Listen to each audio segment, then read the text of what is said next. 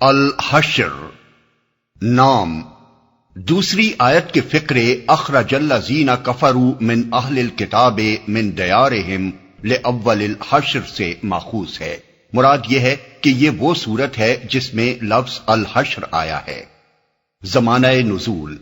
بخاری و مسلم میں حضرت سعید بن جبیر کی روایت ہے کہ میں نے حضرت عبداللہ بن عباس رضی اللہ عنہ سے سورہ حشر کے متعلق پوچھا تو انہوں نے بتایا کہ یہ غزوہ بنی نذیر کے بارے میں نازل ہوئی تھی، جس طرح سورہ انفال غزوہ بدر کے بارے میں نازل ہوئی۔ حضرت سعید بن جبیر کی دوسری روایت میں ابن عباس رضی اللہ عنہ کے الفاظ یہ ہیں کہ قل سورہ النذیر، یعنی یوں کہو کہ یہ سورہ نذیر ہے۔ یہی بات مجاہد، قتادہ، زہری، ابن زید، یزید بن رومان، محمد بن اسحاق وغیرہ حضرات سے بھی مروی ہے۔ ان سب کا متفقہ بیان یہ ہے کہ اس میں جن اہل کتاب کے نکالے جانے کا ذکر ہے ان سے مراد بنی النذیر ہی ہے۔ یزید بن رومان، مجاہد اور محمد بن اسحاق کا قول یہ ہے کہ از اول تا آخر یہ پوری صورت اسی غزوہ کے بارے میں نازل ہوئی ہے۔ اب رہا یہ سوال کہ یہ غزوہ کب واقع ہوا تھا۔ امام زہری نے اس کے متعلق عروہ بن زبیر کے حوالے سے بیان کیا ہے کہ یہ جنگ بدر کے 6 مہینے بعد ہوا ہے، لیکن ابن سعد، ابن ہشام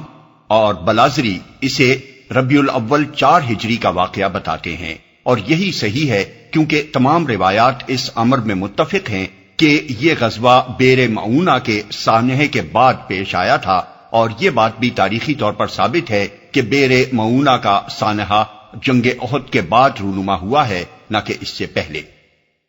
تاریخی پس منظر اس سورہ کے مضامین کو اچھی طرح سمجھنے کے لیے ضروری ہے کہ مدینہ طیبہ اور حجاز کے یہودیوں کی تاریخ پر ایک نگاہ ڈال لی جائے، کیونکہ اس کے بغیر آدمی ٹھیک ٹھیک یہ نہیں جان سکتا کہ رسول اللہ صلی اللہ علیہ وسلم نے آخر کار ان کے مختلف قبائل کے ساتھ جو معاملہ کیا اس کے حقیقی اسباب کیا تھے۔ عرب کے یہودیوں کی کوئی مستند تاریخ دنیا میں موجود نہیں ہے۔ انہوں نے خود اپنی کوئی ایسی تحریر کسی کتاب یا کتبے کی شکل میں نہیں چھوڑی ہے جس سے ان کے ماضی پر کوئی روشنی پڑ سکے، اور عرب سے باہر کے یہودی مورخین و مصنفین نے ان کا کوئی ذکر نہیں کیا ہے، جس کی وجہ یہ بیان کی جاتی ہے کہ جزیرۃ العرب میں آ کر وہ اپنے بقیہ ابنائے ملت سے بچھڑ گئے تھے، اور دنیا کے یہودی سرے سے ان کو اپنوں میں شمار ہی نہیں کرتے تھے، کیونکہ انہوں نے عبرانی تہذیب، زبان، حتیٰ کہ نام تک چھوڑ کر عربیت اختیار کر لی تھی۔ حجاز کے آثار قدیمہ میں جو کتبات ملے ہیں ان میں پہلی صدی عیسوی سے قبل یہودیوں کا کوئی نشان نہیں ملتا، اور ان میں بھی صرف چند یہودی نام ہی پائے جاتے ہیں۔ اس لیے یہود عرب کی تاریخ کا بیشتر انحصار ان زبانی روایات پر ہے جو اہل عرب میں مشہور تھیں، اور ان میں اچھا خاصا حصہ خود یہودیوں کا اپنا پھیلایا ہوا تھا۔ حجاز کے یہودیوں کا یہ دعویٰ تھا کہ سب سے پہلے وہ حضرت موسیٰ علیہ السلام کے آخر عہد میں یہاں آ کر آباد ہوئے تھے۔ اس کا قصہ وہ یہ بیان کرتے ہیں کہ حضرت موسیٰ نے ایک لشکر یثرب کے علاقے سے عمالقہ کو نکالنے کے لیے بھیجا تھا، اور اسے حکم دیا تھا کہ اس قوم کے کسی شخص کو زندہ نہ چھوڑیں۔ بنی اسرائیل کے اس لشکر نے یہاں آ کر فرمان نبی کی تعمیل کی، مگر عمالقہ کے بادشاہ کا ایک لڑکا بڑا خوبصورت جوان تھا،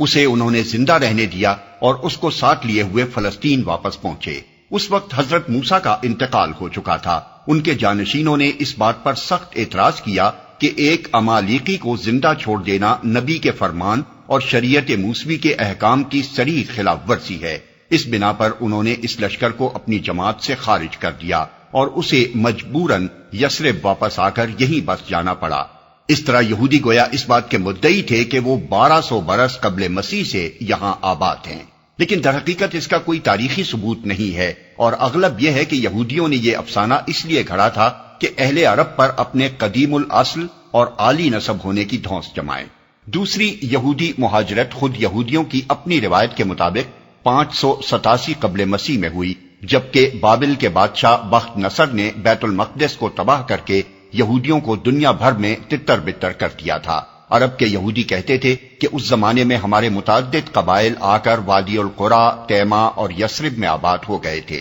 لیکن اس کا بھی کوئی تاریخی ثبوت نہیں ہے، بعید نہیں کہ اس سے بھی وہ اپنی قدامت ثابت کرنا چاہتے ہوں۔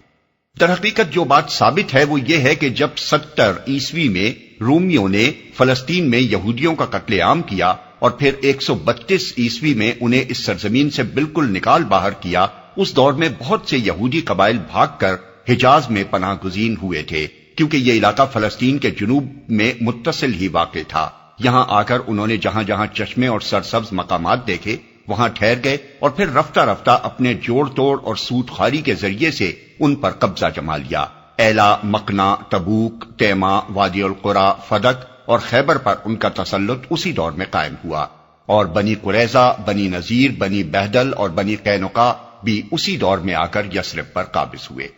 یثرب میں آباد ہونے والے قبائل میں بنی نذیر اور بنی قریظہ زیادہ ممتاز تھے، کیونکہ وہ کاہنوں یعنی پریسٹس یا کوہنز کے طبقے میں سے تھے۔ انہیں یہودیوں میں عالی نسب مانا جاتا تھا اور ان کو اپنی ملت میں مذہبی ریاست حاصل تھی۔ یہ لوگ جب مدینے میں آ کر آباد ہوئے اس وقت کچھ دوسرے عرب قبائل یہاں رہتے تھے جن کو انہوں نے دبا لیا اور عملاً اس سرسبز و شاداب مقام کے مالک بن بیٹھے۔ اس کے تقریباً 3 صدی بعد 450 عیسوی یا 451 عیسوی میں یمن کے اس سیلاب عظیم کا واقعہ پیش آیا جس کا ذکر سورہ سبا کے دوسرے رکوع میں گزر چکا ہے۔ اس سیلاب کی وجہ سے قوم سبا کے مختلف قبیلے یمن سے نکل کر عرب کے اطراف میں پھیل جانے پر مجبور ہوئے۔ ان میں غسانی شام میں، لخمی جبرا یعنی عراق میں، بنی خزاع جدہ و مکہ کے درمیان، اور اوس و خزرج یثرب میں جا کر آباد ہوئے۔ یثرب پر چونکہ یہودی چھائے ہوئے تھے اس لیے انہوں نے اوس و خزرج کی دال نہ گلنے دی،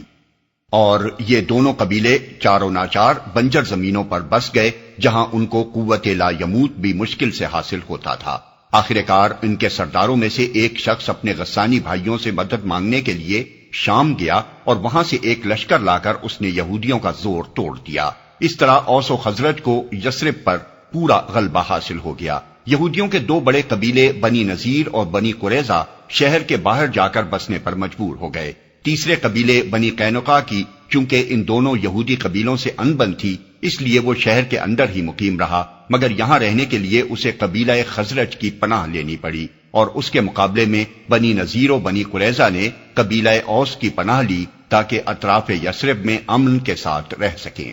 رسول اللہ صلی اللہ علیہ وسلم کی تشریف آوری سے پہلے آغاز ہجرت تک حجاز میں عموماً اور یثرب میں خصوصاً یہودیوں کی پوزیشن کے نمایاں خدوخال یہ تھے۔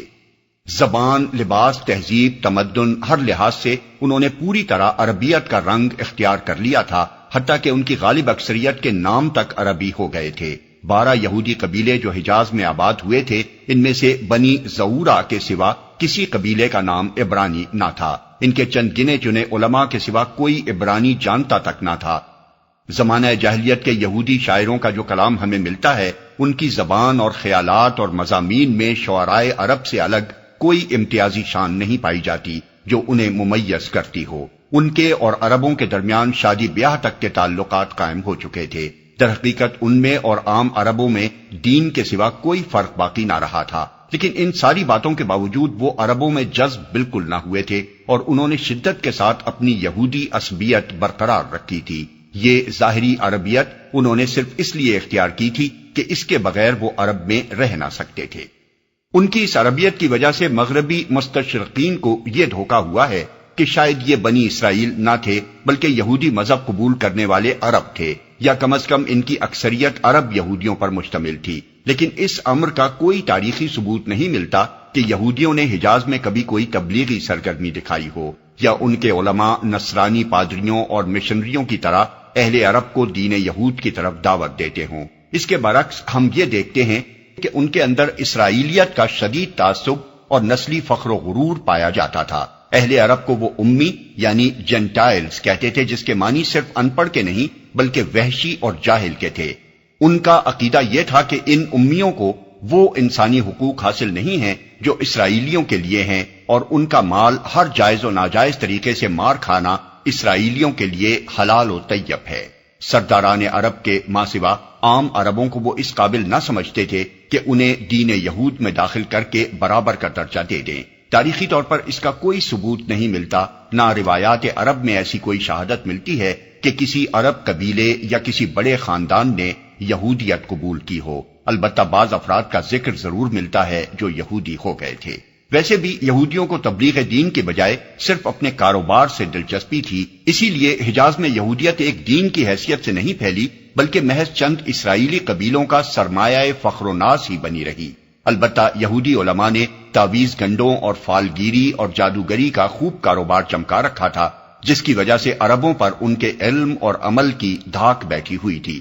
معاشی حیثیت سے ان کی پوزیشن عرب قبائل کی بنسبت زیادہ مضبوط تھی، کیونکہ وہ فلسطین و شام کے زیادہ متمدن علاقوں سے آئے تھے، اس لیے وہ بہت سے ایسے فنون جانتے تھے جو اہل عرب میں رائج نہ تھے،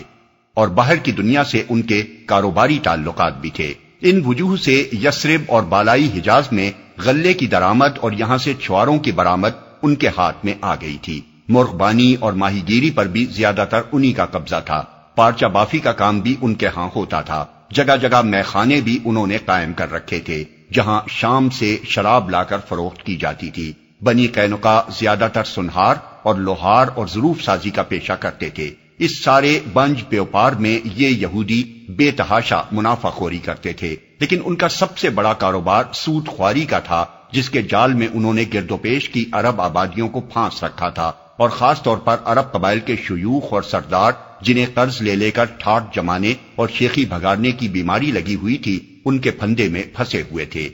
یہ بھاری شرح سود پر قرضے دیتے اور پھر سود در سود کا چکر چلاتے تھے، جس کی گرفت میں آ جانے کے بعد مشکل ہی سے کوئی نکل سکتا تھا۔ اس طرح انہوں نے عربوں کو معاشی حیثیت سے کھوکھلا کر رکھا تھا، مگر اس کا فطری نتیجہ یہ بھی تھا کہ عربوں میں بالعموم ان کے خلاف ایک گہری نفرت پائی جاتی تھی۔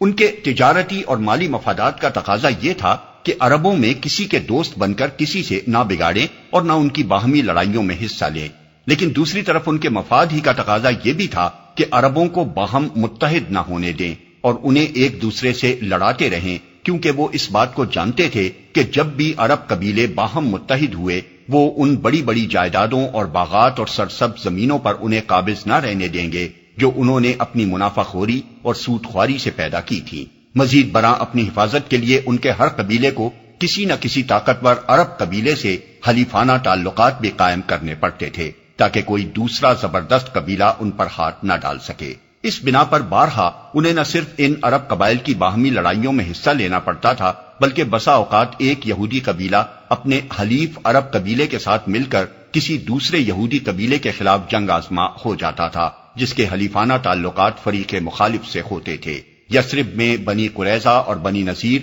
اوس کے حلیف تھے اور بنی قینقاع خزرج کے۔ ہجرت سے تھوڑی مدت پہلے اوس اور خزرج کے درمیان جو خونریز لڑائی بواس کے مقام پر ہوئی تھی، اس میں یہ اپنے اپنے حلیفوں کے ساتھ مل کر ایک دوسرے سے نبرد آزما ہوئے تھے۔ یہ حالات تھے جب مدینے میں اسلام پہنچا اور بالآخر رسول اللہ صلی اللہ علیہ وسلم کی تشریف آوری کے بعد وہاں ایک اسلامی ریاست وجود میں آئی۔ آپ نے اس ریاست کو قائم کرتے ہی جو اولین کام کیے ان میں سے ایک یہ تھا کہ اوس اور خزرج اور مہاجرین کو ملا کر ایک برادری بنائی، اور دوسرا یہ تھا کہ اس مسلم معاشرے اور یہودیوں کے درمیان واضح شرائط پر ایک معاہدہ طے کیا، جس میں اس امر کی ضمانت دی گئی تھی کہ کوئی کسی کے حقوق پر دست درازی نہ کرے گا اور بیرونی دشمن کے مقابلے میں یہ سب متحدہ دفاع کریں گے۔ اس معاہدے کے چند اہم فقرے یہ ہیں جن سے صاف معلوم ہوتا ہے کہ یہود اور مسلمانوں نے ایک دوسرے کے ساتھ تعلقات میں کن امور کی پابندی قبول کی تھی۔ یہ کہ یہودی اپنا خرچ اٹھائیں گے اور مسلمان اپنا خرچ، اور یہ کہ اس معاہدے کے شرکاء حملہ آور کے مقابلے میں ایک دوسرے کی مدد کے پابند ہوں گے، اور یہ کہ وہ خلوص کے ساتھ ایک دوسرے کی خیر خواہی کریں گے اور ان کے درمیان نیکی و حق رسانی کا تعلق ہوگا، نہ کہ گناہ اور زیادتی کا، اور یہ کہ کوئی اپنے حلیف کے ساتھ زیادتی نہیں کرے گا، اور یہ کہ مظلوم کی حمایت کی جائے گی، اور یہ کہ جب تک جنگ رہے یہودی مسلمانوں کے ساتھ مل کر اس کے مصارف اٹھائیں گے، اور یہ کہ اس معاہدے کے شرکاء پر یثرب میں کسی نوعیت کا فتنہ و فساد کرنا حرام ہے، اور یہ کہ اس معاہدے کے شرکاء کے درمیان اگر کوئی ایسا قضیہ یا اختلاف رونما ہو جس سے فساد کا خطرہ ہو تو اس کا فیصلہ اللہ کے قانون کے مطابق محمد رسول اللہ کریں گے، اور یہ کہ قریش اور اس کے حامیوں کو پناہ نہیں دی جائے گی، اور یہ کہ یثرب پر جو بھی حملہ آور ہو اس کے مقابلے میں شرکائے معاہدہ ایک دوسرے کی مدد کریں گے، ہر فریق اپنی جانب کے علاقے کی مدافعت کا ذمہ دار ہوگا۔ یہ ایک قطعی اور واضح معاہدہ تھا جس کی شرائط یہودیوں نے خود قبول کی تھی، لیکن بہت جلدی انہوں نے رسول اللہ صلی اللہ علیہ وسلم اور اسلام اور مسلمانوں کے خلاف معاندانہ روش کا اظہار شروع کر دیا، اور ان کا عناد روز بروز سخت سے سخت تر ہوتا چلا گیا۔ اس کے بڑے بڑے وجوہ تین تھے۔ ایک یہ کہ وہ رسول اللہ صلی اللہ علیہ وسلم کو محض ایک رئیس قوم دیکھنا چاہتے تھے جو ان کے ساتھ بس ایک سیاسی معاہدہ کر کے رہ جائے اور صرف اپنے گروہ کے دنیاوی مفاد سے سروکار رکھے، مگر انہوں نے دیکھا کہ آپ تو اللہ اور آخرت اور رسالت اور کتاب پر ایمان لانے کی دعوت دے رہے ہیں، جس میں خود ان کے اپنے رسولوں اور کتابوں پر ایمان لانا بھی شامل تھا، اور معصیت چھوڑ کر ان احکام الہی کی اطاعت اختیار کرنے اور ان اخلاقی حدود کی پابندی کرنے کی طرف بلا رہے ہیں جن کی طرف خود ان کے انبیاء بھی دنیا کو بلاتے رہے ہیں۔ یہ چیز ان کو سخت ناگوار تھی۔ ان کو خطرہ پیدا ہو گیا کہ یہ عالمگیر اصولی تحریک اگر چل پڑی تو اس کا سیلاب ان کی جامد مذہبیت اور ان کی نسلی قومیت کو بہا لے جائے گا۔ دوسرے یہ کہ اوس و خزرج اور مہاجرین کو بھائی بھائی بنتے دیکھ کر اور یہ دیکھ کر کہ گرد و پیش کے عرب قبائل میں سے بھی جو لوگ اسلام کی اس دعوت کو قبول کر رہے ہیں وہ سب مدینے کی اس اسلامی برادری میں شامل ہو کر ایک ملت بنتے جا رہے ہیں، انہیں یہ خطرہ پیدا ہو گیا کہ صدیوں سے اپنی سلامتی اور اپنے مفادات کی ترقی کے لیے انہوں نے عرب قبیلوں میں پھوٹ ڈال کر اپنا الو سیدھا کرنے کی جو پالیسی اختیار کر رکھی تھی وہ اب اس نئے نظام میں نہ چل سکے گی، بلکہ اب ان کو عربوں کی ایک متحدہ طاقت سے سابقہ پیش آئے گا جس کے آگے ان کی چالیں کامیاب نہ ہو سکیں گی۔ تیسرے یہ کہ معاشرے اور تمدن کی جو اصلاح رسول اللہ صلی اللہ علیہ وسلم کر رہے تھے اس میں کاروبار اور لین دین کے تمام ناجائز طریقوں کا سد باب شامل تھا، اور سب سے بڑھ کر یہ کہ سود کو بھی آپ ناپاک کمائی اور حرام خوری قرار دے رہے تھے، جس سے انہیں خطرہ تھا کہ اگر عرب پر آپ کی فرما روائی قائم ہو گئی تو آپ اسے قانوناً ممنوع کر دیں گے۔ اس میں ان کو اپنی موت نظر آتی تھی۔ ان وجوہ سے انہوں نے حضور صلی اللہ علیہ وسلم کی مخالفت کو اپنا قومی نصب العین بنا لیا۔ آپ کو زک دینے کے لیے کوئی چال، کوئی تدبیر اور کوئی ہتھ کنڈا استعمال کرنے میں ان کو ذرہ برابر تأمل نہ تھا۔ وہ آپ کے خلاف طرح طرح کی جھوٹی باتیں پھیلاتے تھے تاکہ لوگ آپ سے بدگمان ہو جائیں۔ اسلام قبول کرنے والوں کے دلوں میں ہر قسم کے شکوک و شبہات اور وسوسے ڈالتے تھے تاکہ وہ اس دین سے برگشتہ ہو جائیں۔ خود جھوٹ موٹ کا اسلام قبول کرنے کے بعد مرتد ہو جاتے تھے تاکہ لوگوں میں اسلام اور رسول اللہ صلی اللہ علیہ وسلم کے خلاف زیادہ سے زیادہ غلط فہمیاں پھیلائی جا سکیں۔ فتنے برپا کرنے کے لیے منافقین سے ساز باز کرتے تھے، ہر اس شخص اور گروہ اور قبیلے سے رابطہ پیدا کرتے تھے جو اسلام کا دشمن ہوتا تھا۔ مسلمانوں کے اندر پھوٹ ڈالنے اور ان کو آپس میں لڑا دینے کے لیے ایڑی چوٹی کا زور لگا دیتے تھے۔ اوس اور خزرج کے لوگ خاص طور پر ان کے ہدف تھے جن سے ان کے مدت ہائے دراز کے تعلقات چلے آ رہے تھے۔ جنگ بواس کے تذکرے چھیڑ چھیڑ کر وہ ان کو پرانی دشمنیاں یاد دلانے کی کوشش کرتے تھے تاکہ ان کے درمیان پھر ایک دفعہ تلوار چل جائے اور اخوت کا وہ رشتہ تار تار ہو جائے جس میں اسلام نے ان کو باندھ دیا تھا۔ مسلمانوں کو مالی حیثیت سے تنگ کرنے کے لیے بھی وہ ہر قسم کی دھاندلیاں کرتے تھے۔ جن لوگوں سے ان کا پہلے سے لین دین تھا ان میں سے جو ہی کوئی شخص اسلام قبول کرتا وہ اس کو نقصان پہنچانے کے درپے ہو جاتے تھے۔ اگر اس سے کچھ لینا ہوتا تو تقاضے کر کر کے اس کا ناک میں دم کر دیتے، اور اگر اسے کچھ دینا ہوتا تو اس کی رقم مار کھاتے تھے، اور علانیہ کہتے تھے کہ جب ہم نے تم سے معاملہ کیا تھا اس وقت تمہارا دین کچھ اور تھا، اور اب چونکہ تم نے اپنا دین بدل لیا ہے اس لیے ہم پر تمہارا کوئی حق باقی نہیں ہے۔ اس کی متعدد مثالیں تفسیر تبری، تفسیر نیسابوری، تفسیر تبرسی اور تفسیر روح المعانی میں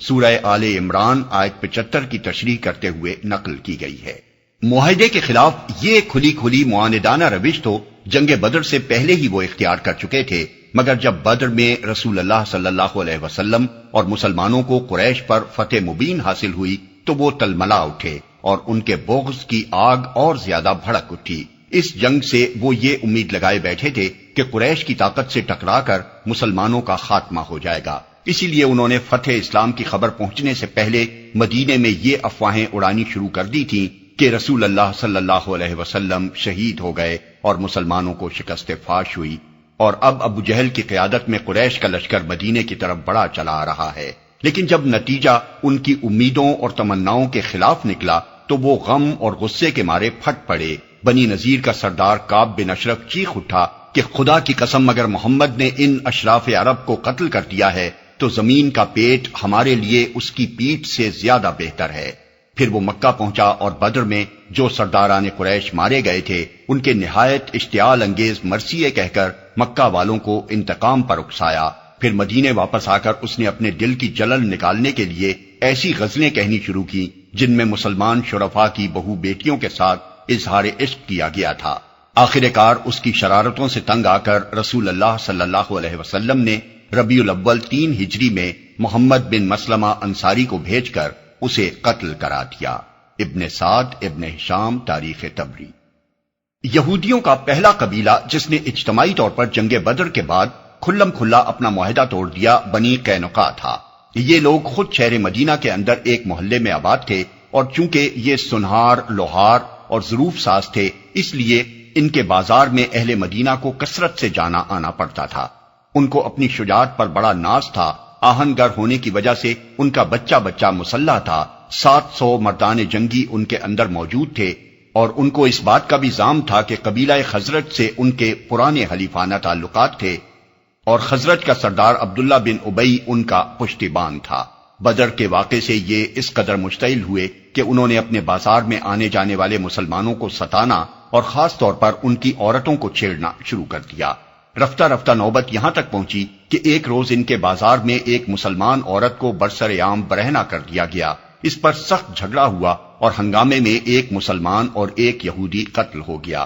جب حالات اس حد کو پہنچ گئے تو رسول اللہ صلی اللہ علیہ وسلم ان کے محلے میں تشریف لے گئے اور ان کو جمع کر کے آپ نے ان کو راہ راست پر آنے کی تلقین فرمائی، مگر انہوں نے جواب دیا، اے محمد، تم نے شاید ہمیں بھی قریش سمجھا ہے، وہ لڑنا نہیں جانتے تھے اس لیے تم نے انہیں مار لیا۔ ہم سے سابقہ پیش آئے گا تو تمہیں معلوم ہو جائے گا کہ مرد کیسے ہوتے ہیں۔ یہ گویا صاف صاف اعلان جنگ تھا۔ آخر کار رسول اللہ صلی اللہ علیہ وسلم نے شوال اور بروایت باز ذیقعد 2 ہجری کے آخر میں ان کے محلے کا محاصرہ کر لیا۔ صرف 15 روز ہی یہ محاصرہ رہا تھا کہ انہوں نے ہتھیار ڈال دیے اور ان کے تمام قابل جنگ آدمی باندھ لیے گئے۔ اب عبداللہ بن ابی ان کی حمایت کے لیے اٹھ کھڑا ہوا اور اس نے سخت اصرار کیا کہ آپ انہیں معاف کر دیں۔ چنانچہ حضور صلی اللہ علیہ وسلم نے اس کی درخواست قبول کر کے یہ فیصلہ فرما دیا کہ بنی قینقاع اپنا سب مال، اسلحہ اور آلات صنعت چھوڑ کر مدینے سے نکل جائیں۔ ابن سعد ابن ہشام تاریخ طبری۔ ان 2 سخت اقدامات یعنی بنی قینقاع کے اخراج اور کعب بن اشرف کے قتل سے کچھ مدت تک یہودی اتنے خوف زدہ رہے کہ انہیں کوئی مزید شرارت کرنے کی ہمت نہ ہوئی، مگر اس کے بعد شوال 3 ہجری میں قریش کے لوگ جنگ بدر کا بدلہ لینے کے لیے بڑی تیاریوں کے ساتھ مدینے پر چڑھ کر آئے اور ان یہودیوں نے دیکھا کہ قریش کی 3000 فوج کے مقابلے میں رسول اللہ صلی اللہ علیہ وسلم کے ساتھ صرف 1000 آدمی لڑنے کے لیے نکلے ہیں اور ان میں سے بھی 300 منافقین الگ ہو کر پلٹ آئے ہیں۔ تو انہوں نے معاہدے کی پہلی اور صریح خلاف ورزی اس طرح کی کہ مدینے کی مدافعت میں آپ کے ساتھ شریک نہ ہوئے، حالانکہ وہ اس کے پابند تھے۔ پھر جب معرکہ احد میں مسلمانوں کو نقصان عظیم پہنچا تو ان کی جرأتیں اور بڑھ گئیں، یہاں تک کہ بنی نذیر نے رسول اللہ صلی اللہ علیہ وسلم کو قتل کرنے کے لیے باقاعدہ ایک سازش کی جو عین وقت پر ناکام ہو گئی۔ اس واقعے کی تفصیل یہ ہے کہ بیر معونہ کے سانحے صفر 4 ہجری کے بعد عمر بن امیہ زمری نے انتقامی کارروائی کے طور پر غلطی سے بنی عامر کے 2 آدمیوں کو قتل کر دیا جو دراصل ایک معاہد قبیلے سے تعلق رکھتے تھے، مگر عمر نے ان کو دشمن قبیلے کے آدمی سمجھ لیا تھا۔ اس غلطی کی وجہ سے ان کا خون بہا مسلمانوں پر واجب آ گیا تھا، اور چونکہ بنی عامر کے ساتھ معاہدے میں بنی نذیر بھی شریک تھے اس لیے رسول اللہ صلی اللہ علیہ وسلم چند صحابہ کے ساتھ خود ان کی بستی میں تشریف لے گئے تاکہ خون بہا کی ادائیگی میں ان کو بھی شرکت کی دعوت دیں۔ وہاں انہوں نے آپ کو چکنی چپڑی باتوں میں لگایا اور اندر ہی اندر یہ سازش کی کہ ایک شخص اس مکان کی چھت پر سے آپ کے اوپر ایک بھاری پتھر گرا دے جس کی دیوار کے سائے میں آپ تشریف فرما تھے، مگر قبل اس کے کہ وہ اپنی اس تدبیر پر عمل کرتے اللہ تعالیٰ نے آپ کو بر وقت خبردار کر دیا اور آپ فوراً وہاں سے اٹھ کر مدینہ واپس تشریف لے آئے۔ اب ان کے ساتھ کسی رعایت کا سوال باقی نہ رہا۔ حضور نے ان کو بلا تاخیر یہ الٹیمیٹم بھیج دیا کہ تم نے جو غداری کرنی چاہی تھی وہ میرے علم میں آ گئی ہے، لہذا 10 دن کے اندر مدینے سے نکل جاؤ۔ اس کے بعد اگر تم یہاں ٹھہرے رہے تو جو شخص بھی تمہاری بستی میں پایا جائے گا اس کی گردن مار دی جائے گی۔ دوسری طرف عبداللہ بن ابی نے ان کو پیغام بھیجا کہ میں 2000 آدمیوں سے تمہاری مدد کروں گا، اور بنی قریظہ اور بنی غطفان بھی تمہاری مدد کو آئیں گے، تم ڈٹ جاؤ اور ہرگز اپنی جگہ نہ چھوڑو۔ اس جھوٹے بھروسے پر انہوں نے حضور صلی اللہ علیہ وسلم کے الٹیمیٹم کا یہ جواب دیا کہ ہم یہاں سے نہیں نکلیں گے، آپ سے جو کچھ ہو سکے کر لیجئے۔ اس پر ربیع الاول 4 ہجری میں رسول اللہ صلی اللہ علیہ وسلم نے ان کا محاصرہ کر لیا، اور صرف چند روز کے محاصرے کے بعد، جس کی مدت بعض روایات میں 6 دن اور بعض میں 15 دن آئی ہے، وہ اس شرط پر مدینہ چھوڑ دینے کے لیے راضی ہو گئے کہ اسلحے کے سوا جو کچھ بھی وہ اپنے اونٹوں پر لاد کر لے جا سکیں گے لے جائیں گے۔ اس طرح یہودیوں کے اس دوسرے شریر قبیلے سے مدینے کی سرزمین خالی کرا لی گئی۔ ان میں سے صرف 2 آدمی مسلمان ہو کر یہاں ٹھہر گئے، باقی شام اور خیبر کی طرف نکل گئے۔ یہی واقعہ ہے جس سے اس سورہ میں بحث کی گئی ہے۔ موضوع اور مضامین۔ سورت کا موضوع جیسا کہ اوپر بیان ہوا جنگ بنی نذیر پر تبصرہ ہے۔ اس میں بحیثیت مجموعی 4 مضامین بیان ہوئے ہیں۔ 1، پہلی 4 آیتوں میں دنیا کو اس انجام سے عبرت دلائی گئی ہے جو ابھی ابھی بنی نذیر نے دیکھا تھا، ایک بڑا قبیلہ جس کے افراد کی تعداد اس وقت مسلمانوں کی تعداد سے کچھ کم نہ تھی، جو مال و دولت میں مسلمانوں سے بہت بڑا ہوا تھا، جس کے پاس جنگی سامان کی بھی کمی نہ تھی، جس کی گڑیاں بڑی مضبوط تھیں، صرف چند روز کے محاصرے کی تاب بھی نہ لا سکا، اور بغیر اس کے کہ کسی ایک آدمی کے قتل کی بھی نوبت آئی ہوتی، وہ اپنی صدیوں کی جمی جمائی بستی چھوڑ کر جلاوطنی قبول کرنے پر آمادہ ہو گیا۔ اللہ تعالیٰ نے بتایا ہے کہ یہ مسلمانوں کی طاقت کا کرشمہ نہیں تھا، بلکہ اس بات کا نتیجہ تھا کہ وہ اللہ اور اس کے رسول سے نبردآزما ہوئے تھے، اور جو لوگ اللہ کی طاقت سے ٹکرانے کی جرت کریں وہ ایسے ہی انجام سے دوچار ہوتے ہیں۔ 2، آیت 5 میں قانون جنگ کا یہ قاعدہ بیان کیا گیا ہے کہ جنگی ضروریات کے لیے دشمن کے علاقے میں جو تخریبی کارروائی کی جائے وہ فساد فی الارض کی تعریف میں نہیں آتی۔ 3، آیت 6 سے 10 تک یہ بتایا گیا ہے کہ ان ممالک کی زمینوں اور جائیدادوں کا بندوبست کس طرح کیا جائے جو جنگ یا صلح کے نتیجے میں اسلامی حکومت کے زیر نگیں آئیں، چونکہ یہ پہلا موقع تھا کہ ایک مفتوحہ علاقہ مسلمانوں کے قبضے میں آیا، اس لیے یہاں اس کا قانون بیان کر دیا گیا۔ 4، آیت 11 سے 17 تک منافقین کے اس رویے پر تبصرہ کیا گیا ہے جو انہوں نے جنگ بنی نذیر کے موقع پر اختیار کیا تھا، اور ان اسباب کی نشاندہی کی گئی ہے جو در حقیقت ان کے اس رویے کی تہ میں کام کر رہے تھے۔ 5، آخری رکوع پورا کا پورا ایک نصیحت ہے جس کے مخاطب وہ تمام لوگ ہیں جو ایمان کا دعویٰ کر کے مسلمانوں کے گروہ میں شامل ہو گئے ہوں مگر ایمان کی اصل روح سے خالی رہیں۔ اس میں ان کو بتایا گیا ہے کہ ایمان کا اصل تقاضا کیا ہے، تقوی اور فسق میں حقیقی فرق کیا ہے، جس قرآن کو ماننے کا وہ دعویٰ کر رہے ہیں اس کی اہمیت کیا ہے، اور جس خدا پر ایمان لانے کا وہ اقرار کرتے ہیں وہ کن صفات کا حامل ہے۔